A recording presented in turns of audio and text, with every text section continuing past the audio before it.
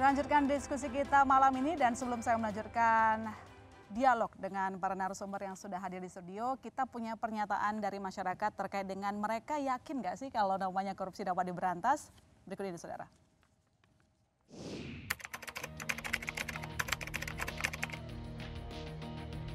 Percaya tapi sedikit memudar ya kepercayaannya, soalnya belakangan ini kayak korupsi tuh malah di backing sama pemerintah juga sendiri. Jadi kesannya kayak nutup-nutupin dan ya jadinya rada-rada kurang percaya sih jatuhnya. Percaya karena kan masih ada yang menangani ya. Jadi seharusnya masih bisa ditangani sih. Percaya aja sih, karena kalau percaya pun kita ada yang namanya KPK ya, mau nggak mau mereka karena udah emang ditugaskan di situ, bisa dibilang kita percaya. Nggak percayanya mungkin dilihat dari hasil dari KPK-nya, ada beberapa yang keputusan yang sudah ditetapkan sebagai tersangka, udah ditetapkan itu mungkin tidak sebanding sama yang mereka ambil gitu. Enggak sih, karena yang sebelum-sebelumnya kita tahu juga masih tidak ditangani dengan baik ya. Jadi ya agak pesimis sih sama penanganan korupsi di Indonesia. Sebenarnya 50-50 ya. Kalau dari mata saya sebagai masyarakat, percayanya ya percaya dengan lembaga yang udah dibuat. Ya baik lagi dengan orang-orang di dalam lembaganya itu harus menjaga kepercayaan kita sebagai masyarakat untuk mencegah dan memberantas korupsi di negara ini ya. Kurang percaya, soalnya masih aja ada korupsi dan yang memberantas korupsi pun korupsi juga. Ya, itu dia tadi pernyataan dari masyarakat. Ada yang masih percaya, tapi ternyata ada yang pesimis begitu. Tampaknya mereka sakit hati, janji-janji yang dulu belum terrealisasi gitu ya. Saya punya pertanyaan begini, kalau tadi kita sepakat korupsi jadi hambatan untuk meningkatkan perekonomian, karena yang namanya berbagai penelitian sudah menunjukkan yang namanya investor itu males masukin duit ke negara yang nanti bisa mengurangi profitnya mereka begitu. Dan salah satu modus korupsi paling banyak di dunia usaha adalah penyuapan. Kalau di Indonesia dari 2004 sampai 2000 kemarin ada 802 kasus penyuapan di dunia usaha. Berarti kan ini bukan angka yang main-main begitu. Nah, pertanyaannya adalah bagaimana dari Capres dan Cawapres berani menindak menyingkirkan pelaku korupsi. Kalau tadi dari tim Anies Muhaimin mengatakan undang-undang perampasan aset akan segera direalisasikan. Lalu saya tanya ke tim Prabowo Gibran, apakah berani juga melakukan hal demikian? Silakan Pak Derajat. Kenapa tidak? Kenapa tidak? Ya. Oke. Jadi simple as that. Dan kita tegas sekali tadi, contoh-contohnya banyak ya.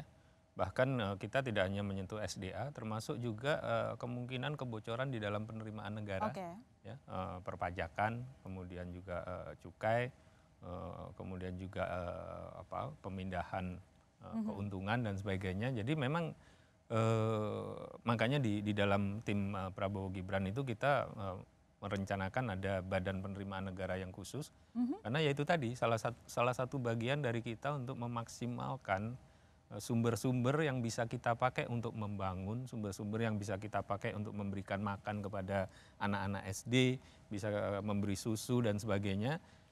Dan mau tidak mau kita memang harus membersihkan praktek-praktek kolutif yang ada yang ada di kita. Dan termasuk ini berarti ya Pak, praktek udah rahasia umum lah yang namanya berdunia usaha, mereka harus setor dulu dan segala macam. Dan bagaimana pengawasan itu supaya di dunia usaha tidak ada praktek-praktek Nah, saya nggak tahu, saya karena belum baca visi misinya di tempatnya Mas Dirman dan juga Mas Robi ya.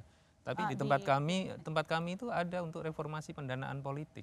Oke. Ya, karena salah satu dari sumber korupsi, dan bagi mereka yang pernah di DPR itu paham betul ya. Kebetulan saya juga termasuk yang getol untuk menerjang ya, teman-teman di Kompas saya rasa menjadi saksi sejarahnya ya. Jadi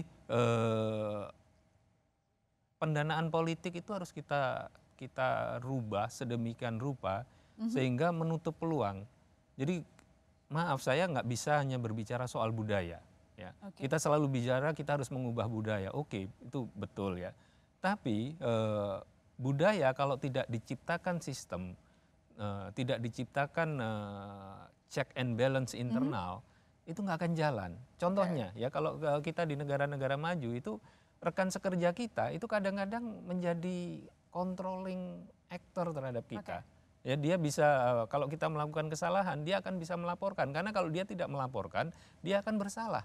Nah, sistem yang seperti ini yang harus kita bangun. Dan makanya di dalam visi misi kami, salah satunya salah satu butirnya itu ada reformasi tata kelola pemerintahan. Kita ingin whistleblower di internal pemerintahan itu berani bernyanyi. Orang selalu mengatakan korupsi ada di partai politik. Oke, kita akui. Korupsi ada di DPR. Oke, kita akui. Tapi korupsi yang ada di mana di public sector, korupsi yang ada di ASN ini nggak bisa tidak harus kita kita berantas ya, karena it always takes two to tango. Orang politik nggak bisa korupsi kalau tidak ada kerjasama dengan ASN. Nah, ASN itu bisa mencegah korupsi kalau temannya sendiri itu jadi whistleblower. Nah, ini yang kita dorong. Ya, jadi saya rasa sih kalau soal berani ya itu tadi jawaban saya kenapa tidak. Kenapa tidak? Kalau soal ditunggu buktinya, time will tell. Pilih kami dulu nanti kita akan buktikan. Siap. Kalau Mas Robi gimana? Ya, ada dua. Jadi pertama setuju Pak Derajat tadi. Pertama sistem. Nah ini Mas Ganjar ahlinya. Langsung aja ya soal kepastian kemudian investasi. Kita bawa ke kasus Jawa Tengah. Jawa Tengah untuk memudahkan investasi itu dibangun mall pelayanan publik MPP. Di Jawa Tengah 80%, tertinggi loh se-Indonesia, 80% kabupaten kota Jawa Tengah memiliki mall pelayanan publik. Nah, jadi kita hantam di sistemnya. Tadi kan soal menyuap kan masalah. Kita kurangi kemungkinan menyuap terjadi dengan membuat sistem yang transparan, ya dengan digitalisasi, dengan mall, salah satunya mall pelayanan publik. Ini berhasil di Jawa Tengah, sudah dijalankan oleh Mas Ganjar, dan itu ya beliau memberikan penghargaan, tapi juga menaikkan investasi memang di Jawa Tengah, itu satu. Nomor dua berani, berani. Nah kita punya cawapres kita, Prof Mahfud, kurang berani apa gitu. Itu kita sudah, tapi lah saya angkat satu aja pernyataan beliau yang terakhir, salah satunya adalah mengatakan bahwa soal pengujian terbalik. Jadi kalau ada kekayaan yang lebih harus dibuktikan dari mana. Nah, Prof Mahfud seperti biasa orang yang sangat berani mengatakan, nah biasanya pengujian terbalik itu dilakukan di pengadilan. Kata beliau, lakukan sebelum pengadilan, pra pengadilan lakukan. Nah ini dilakukan oleh misalnya oleh KPK dan lain-lain. Ini contoh. Jadi sistem dan keberanian, ya inilah pasangan Ganjar Mahfud. Gitu. Ya, Pak Mahfud yang kami ingat juga memang pernah marah-marah di DPR, meminta untuk segera merealisasikan Undang-Undang Perampasan Aset. Tapi pertanyaannya, apakah galaknya masih sama kalau nanti udah terpilih begitu? Saya ke Pak Sudirman Said yang tadi menyatakan bahwa langsung ke depan soal Undang-Undang Perampasan Aset. Pak, kita punya tujuan, tapi kita juga harus kerjasama sama DPR. Bagaimana mengunggah hati DPR untuk mengesahkan Undang-Undang Perampasan Aset? Republik ini kan sistemnya presidensial. Jadi presiden itu punya kekuasaan, punya kewenangan. Dan kita melihat tuh sekarang ini pimpinan partai-partai tuh diajak aneh-aneh aja mau tuh ya. Kayak dicocok hidungnya kan. Apalagi kalau presidennya benar, presidennya itu sehat, waras, lahir batin gitu ya. Yakin tuh DPR juga mau diajak hal-hal yang benar. Saya yakin tuh. Nomor satu itu. Yang kedua, saya ingin memberi contoh di DKI itu ada percepatan IMB 80% lebih cepat. Yang tadinya 360 hari menjadi hanya 51 hari. Kemudian ada penerbitan yang semula hanya 4.000 izin per tahun menjadi 9.000 per tahun. Jadi ini ada satu proses yang menjadi contoh ketika Pak Anies itu diberi kewenangan, maka bisa melakukan perbaikan. Tapi yang paling penting adalah begini, kembali pada teladan ya. Saya sulit membayangkan ya, seseorang yang sedang menjalankan praktek nepotisme secara telanjang begitu ya, kemudian mengatakan bahwa dia akan berani memberantas korupsi gitu. Siapa yang ngomong Pak? Ada lah, silakan dilihat aja. Jadi saya sekarang berani melakukan pemberantasan korupsi KKN, tapi pada waktu yang sama dia menjalankan praktek kolusi nepotisme tingkat tinggi. Itu namanya dalam komunikasi itu ada conflicting signal antara verbal dan non-verbal.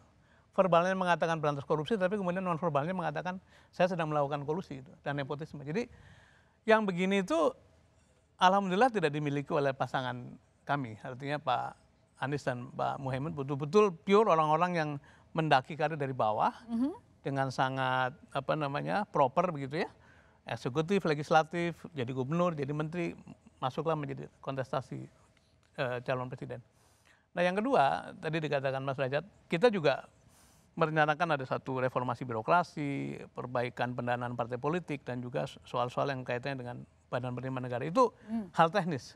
Nah kalau hal teknis tidak diikuti dengan satu paradigma berpikir, tidak diikuti dengan satu perilaku yang memberikan teladan, maka yang teknis tadi bisa dihapus oleh kelakuan. Contoh, pada waktu Pak Jokowi itu memimpin negara ini sebetulnya KPK itu lumayan baik.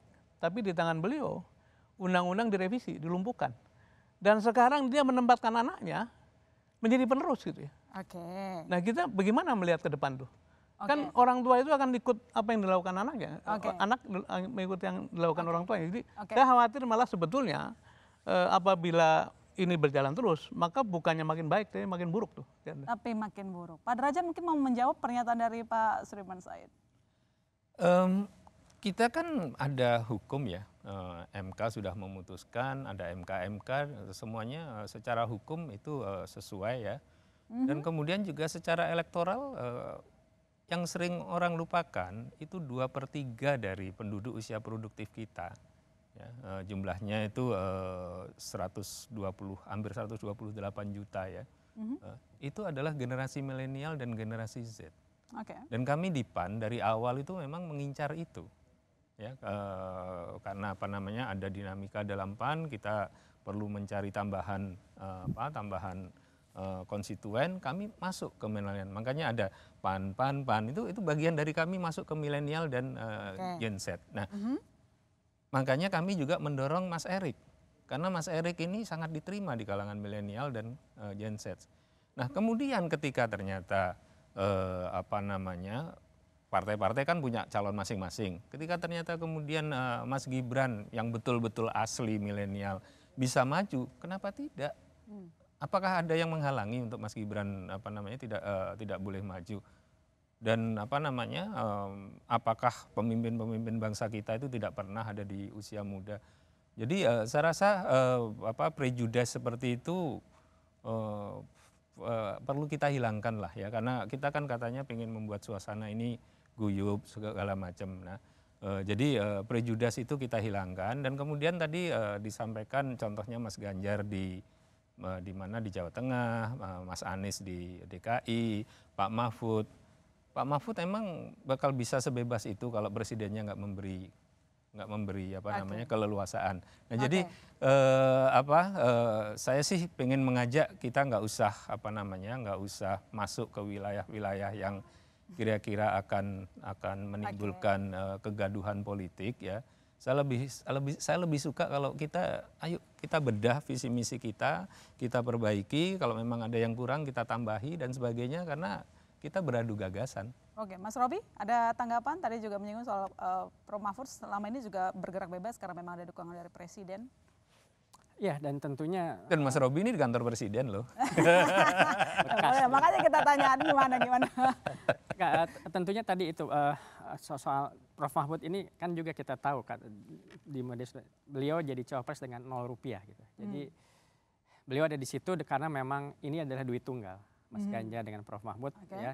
Yang satu itu tadi pengalaman mengelola rakyat tata kelola pemerintahan dengan rakyat di Jawa Tengah, dan satu lagi itu tadi memberantas semua mafia hukum. Jadi ini ya memang perkawinan yang memang dibuat untuk menyelesaikan masalah yang ada dirasakan oleh rakyat. Itu fokus kita di situ.